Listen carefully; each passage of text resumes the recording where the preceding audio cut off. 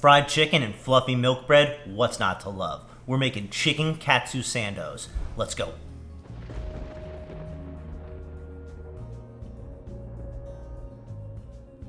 What's up everybody, James with JB Sous Vide, and I'm so glad you're back. If this is your first time checking out the channel, we are dedicated to bringing you high quality sous vide cooking that you can do in your own home.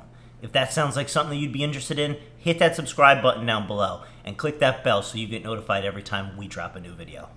Today, we're making Chicken Katsu Sandos. In simplicity, it's fried chicken inside of a fluffy white bread. We add in that beautiful, tangy Tonkatsu sauce and some cabbage for crunch. Researching this video, I decided that I was gonna make the milk bread from scratch. Pretty interesting process. You utilize this technique called tangy, hopefully I said that right, to make some really fluffy and moist bread.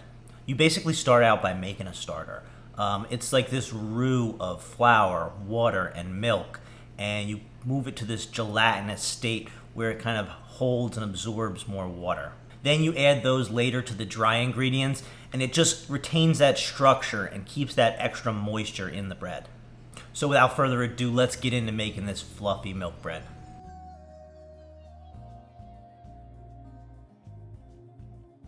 We'll add a 1/4 cup of bread flour to a cold pan, along with a 1/4 cup of water.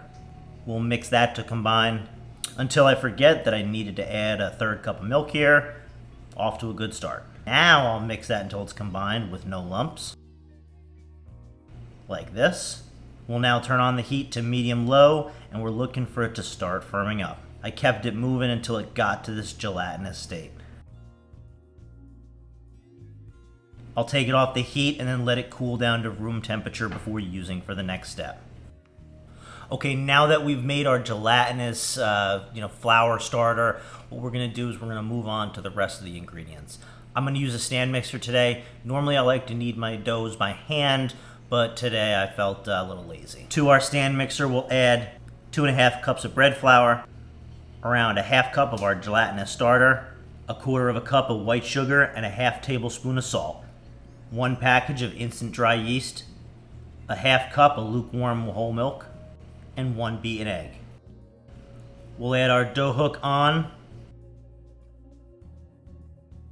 and combine on low speed. After 3 to 5 minutes and combined, we'll add 4 tablespoons of room temperature butter.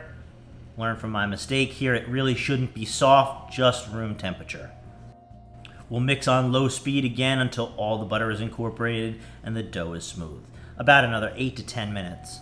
We'll remove it from the hook. Once removed, we'll shape it into a ball like this, and we'll place it in a lightly buttered bowl. We'll cover that and let it proof for about 1.5 hours.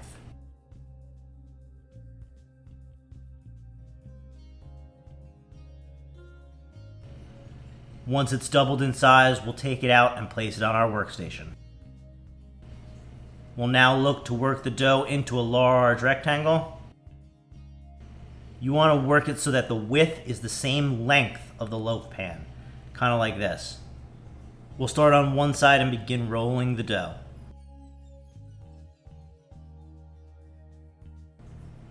We'll transfer it to our buttered loaf pan, seam down, and center it the best we can.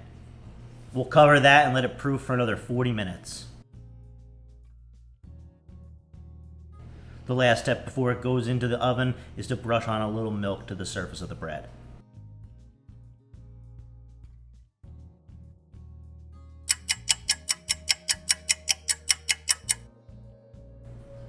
When our loaf comes out, she's looking great. We'll place it on our wire rack and let it come down to room temperature.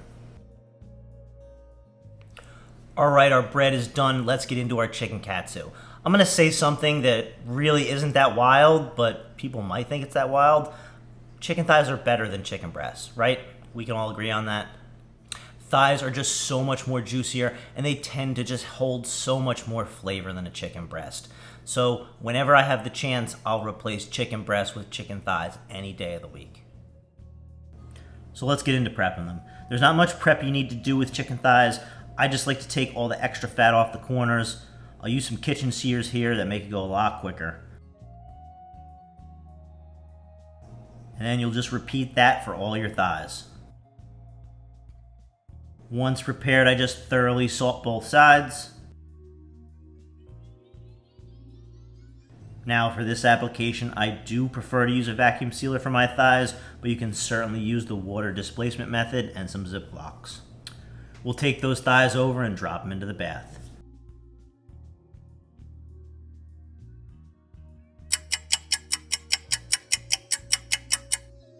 While those cook, we'll get into our simple tonkatsu sauce.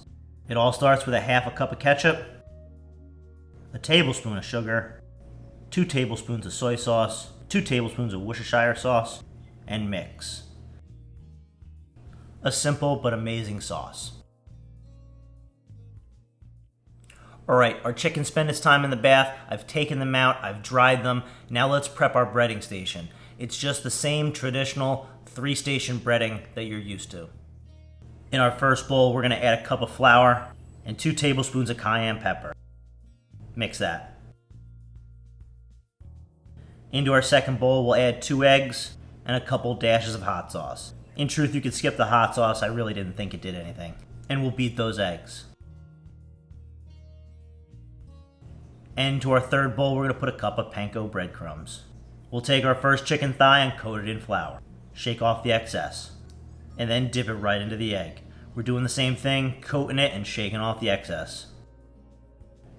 And finally, it goes into our panko breadcrumbs. We'll cover it and we'll press and we'll get total coverage of our panko.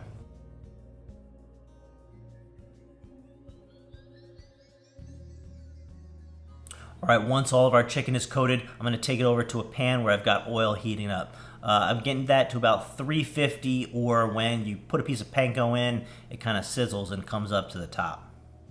We'll work in batches, laying our chicken into the oil and frying until the first side is golden brown, about a minute. We'll flip and we'll do the same on the other side.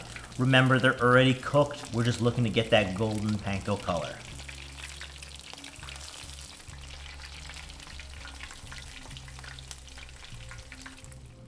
Alright, everything's cooked, prepped, ready to go. Let's get into these Sandos.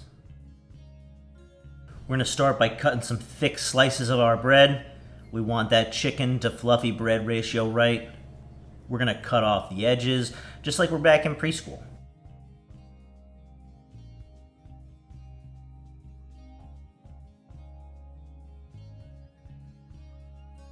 And I went back and forth on this, but in the end I decided to toast one side of the bread. Is it right? Is it traditional? Probably not, but I wanted that texture on my Sando. Let's build. We'll start with a little mixture of mayo and English mustard, our tonkatsu sauce on both sides, a helping of shredded cabbage, our crispy chicken thigh, more sauce because duh. We'll top our Sando, and we're going to even up these edges so that when we present it, we can do it in its glorious form, kind of laying on its side like traditional. Don't worry though, the chef did get to enjoy these end bits. We'll slice it down the middle to reveal a perfect Chicken Katsu Sando. Alright y'all, let's see how we did. I'm pretty excited. I had some of those end pieces, and that chicken is so delicious. This is going to be one heck of a Sando. Alright, here it is. Look at that. Perfect chicken, that tonkatsu sauce, that little cabbage there. Oh, look at the bread too. Looks delicious. Cheers.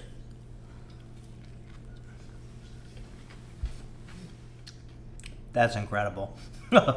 That is incredible. It's got everything. The crunch from the cabbage and the crispy chicken, the tonkatsu sauce, the fluffy bread. I mean, it's delicious. Oh, it's just such a great mix of flavors. The tangy from the tonkatsu sauce, the chicken, delicious. And that bread, I mean, not gonna lie, I'm not the most adept at baking, but that bread came out so delicious. Definitely would make it again. I'd probably say it's a little on the denser side of what it should be, But, I mean, I think that's probably just overworking it and maybe over kneading it with the stand mixer. But hey, let's give it a dip in that sauce.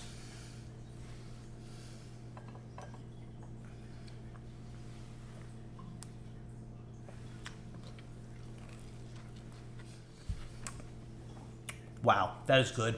I would totally recommend doing this. The sous vide was perfect for those chicken thighs. And guys, no breasts, no chicken breasts. Let's do thighs. Let's just make crispy thighs a thing. But hey, if you got something out of this video, go give it a like down below. Hit that subscribe button and go check out some of the other videos we got on the channel for you. I'll catch you on the next one.